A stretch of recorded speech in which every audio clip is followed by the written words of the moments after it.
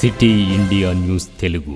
Welcome to city India news. రాజ్యాంగ పరిరక్షణ committee ఆధ్వర్యంలో ఏప్రిల్ 27వ తేదీన సాయంత్రం 4 గంటలకు మహబూబ్ నగర్లోని ఎంబీసీ మైదానంలో రాజ్యాంగ పరిరక్షణ దేశ రక్షణ అనే అంశంపై మహాసభలు నిర్వహిస్తున్నారు. తాము అధికారంలోకి వస్తే రాజ్యాంగాన్ని మారుస్తామని బీజేపీ ఎంపీ స్థాయి నేతలు ప్రకటించడం, 10 ఏళ్ల బీజేపీ పాలనలో రాజ్యాంగ స్ఫూర్తికి విరుద్ధంగా బీజేపీ మొత్తం రాజ్యాంగాన్ని మార్చే పన్నాగం పన్నుతోందని, ఇలాంటి సందర్భంలో రాజ్యాంగాన్ని పరిరక్షించేందుకు దేశంలోని ప్రతి పౌరుడు ముందుకు రావాలని, అన్ని వర్గాల ప్రజలు దస్తో బచావో చేయాలని రెవరెండ్ సుందర్ పాల్, వరప్రసాద్, దాసరి శామ్యూల్ పిలుపునిచ్చారు. మరియు రాజ్యాంగ పరిరక్షణ సమితి ఆధ్వర్యంలో ఏప్రిల్ 27వ తేదీన సాయంత్రం 4 గంటలకు మహబూబ్ నగర్లోని ఎంబీసీ మైదానంలో జరుగుతున్న దేశ్ బచావో మహాసభ పెద్ద సంఖ్యలో పాల్గొని విజయవంతం చేసింది. సాంఘిక శక్తులు పనిచేస్తున్నాయి కాబట్టి దేశానికే ముట్టుకు ఆపడుతుంది. రాబోయే ఎన్నికలు అనేది హిస్టారిక్ ఎలక్షన్స్ కాబట్టి ప్రతి వారు ప్రార్థించి దేశ ప్రజాస్వామ్యం కాపాడబడాలి. డెమోక్రసీ అంటే చక్కగా అబ్రహం లింకన్ తన ప్రెసిడెంట్ అయితే వివరించాడు. Democracy means government is of the people, by the people, for the people. ప్రజాస్వామ్యం అంటే ప్రజలతో, ప్రజల కొరకు, ప్రజల క్షేమ కొరకు ఏర్పరచబడిన ప్రభుత్వం, గవర్నెన్స్. మనం ఏర్పరచుకున్న ప్రభుత్వాన్ని, అధికారం రాజ్యాంగం మనకు కల్పించింది. కాబట్టి ఈ డెమోక్రసీ ప్రజాస్వామ్యము కోల్పోయే ప్రమాదం అంచులో మనం ఉన్నాం. క్రైస్తవ లోకము, మైనారిటీస్ అందరూ కూడా మేధావులు మేల్కొనాలి. ఎందుకనగా రాజ్యాంగం అనేది పరిరక్షించబడాలి. ఇలా మన మత స్వేచ్ఛ లేదు మనకు. ఆర్టికల్ 25 ప్రకారం freedom of religion, freedom to profess, to practice and propagate. Profess అనగా మన మత విశ్వాసం, మన నమ్మకం నాకుంది, క్రిస్టియన్ మీద నమ్మకం ఉంది, దాన్ని ఎవరు ప్రశ్నించడం వీరలేదు. అండ్ ఐ కెన్ ప్రాక్టీస్, దాన్ని అవలంబించవచ్చు, నాకు ఆ అధికారం ఉన్నది, ఆ స్వేచ్ఛ ఉన్నది. I can propagate my religion to the citizens of the country. ఈ రాజ్యాంగం ఆర్టికల్ 25లో మనకు పొందుపరచబడ్డది. Freedom to profess, freedom to practice, freedom to propagate our religion, my religion. ఆ స్వేచ్ఛ మనకున్నది. కానీ ఇటీవల కంచరావుపల్లికి వెళ్ళినప్పుడు గ్రామీణ సమాజ సేవకు ఎంత భయంకరంగా అడ్డుకున్నారంటే చెప్పలేము. ఆ పాస్టర్ గారు ఇంటి దగ్గరే కూటమి ఏర్పాటు చేశారు. చిన్న 2 రూములు కట్టుకున్నారు. అక్కడ చిన్న టెంట్ వేశారు. కొంతమంది కూడుకున్న విశ్వాసులు అక్కడ. మేము స్టార్ట్ చేయగానే వారు వచ్చారు. ఆ సాంఘిక శక్తి ప్రవేశించాయి. మీరు అసలు గ్రామానికి ఎంటర్ కాకూడదు, మీరు ప్రార్థనలు చేయకూడదు, ఇక్కడ మాట్లాడకూడదు, మీరు ఇక్కడ వెళ్ళేదంటే చాలా గందరగోళం చేశారు. పాస్టర్ గారిని అక్కడ అటాక్ చేయబోయారు. మేము మాట్లాడితే వినిపించుకోలేదు.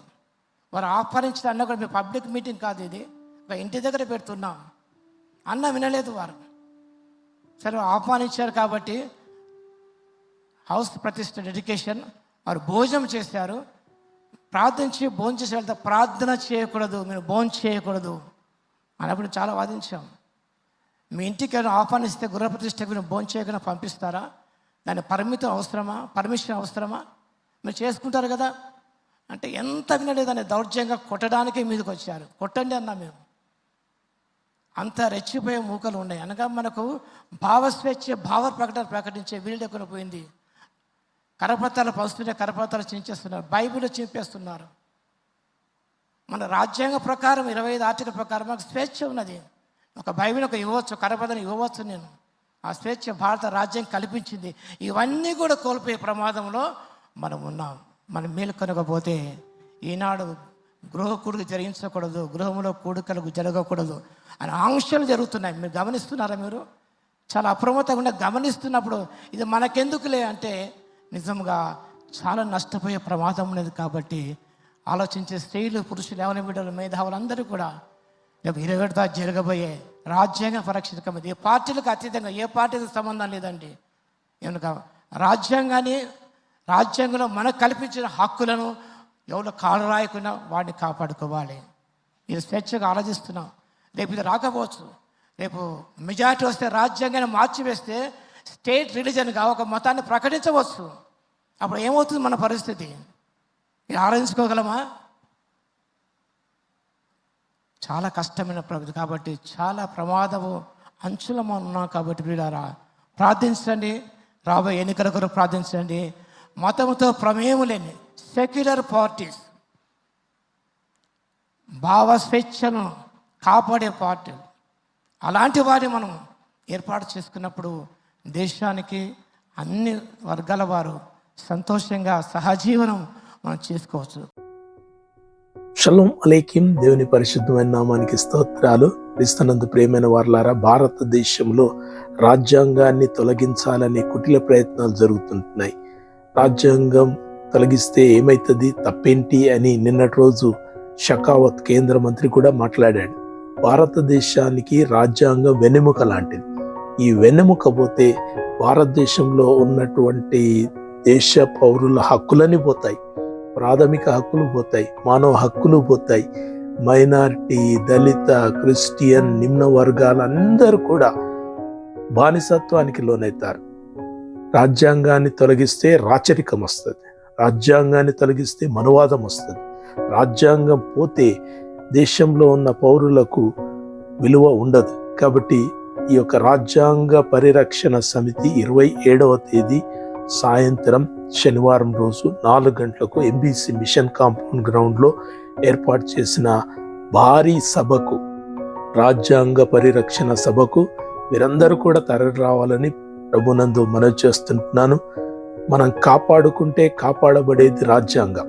రేపటి నాడు ఈ రాజ్యాంగం ఉంటే మన చర్చిలు ఉంటాయి, మన కుటుంబాలు ఉంటాయి, మన యొక్క మత స్వేచ్ఛ ఉంటుంది, ప్రాథమిక హక్కులు నిలుస్తాయి. కాబట్టి దేశ పౌరులమైన మనం ఖచ్చితంగా రాజ్యాంగాన్ని కాపాడుకోవటానికి ప్రయత్నిస్తే తప్ప రేపటి నాడు మనకు భౌత్యమేం ఉండదు.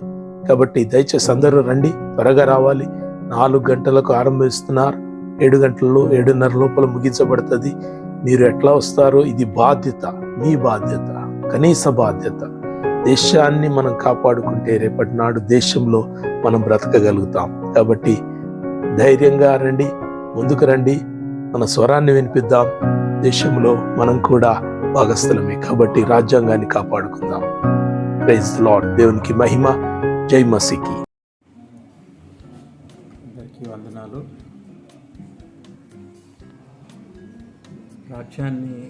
రాజ్యాంగాన్ని రక్షించుకుందాం, దేశాన్ని కాపాడుకుందాం అనే అంశం మీద చలో మహబూబ్ నగర్ కార్యక్రమం జరగబోతూ ఉంది. జరుగుతున్న రాజ్యాంగ పరిణామాలు మీకు అందరికీ తెలుసు. క్రైస్తవుల్ని, ముస్లిం మైనార్టీస్ని, ఎస్సీలని, ఎస్టీలని, బీసీలని అందరినీ కూడా అణగతొక్కేసి కొత్త రాజ్యాంగాన్ని తీసుకురావాలని చెప్పేసి సెంట్రల్ గవర్నమెంట్, సెంట్రల్లో ఉన్న వాళ్ళు ఆలోచన చేస్తూ ఉన్నారు.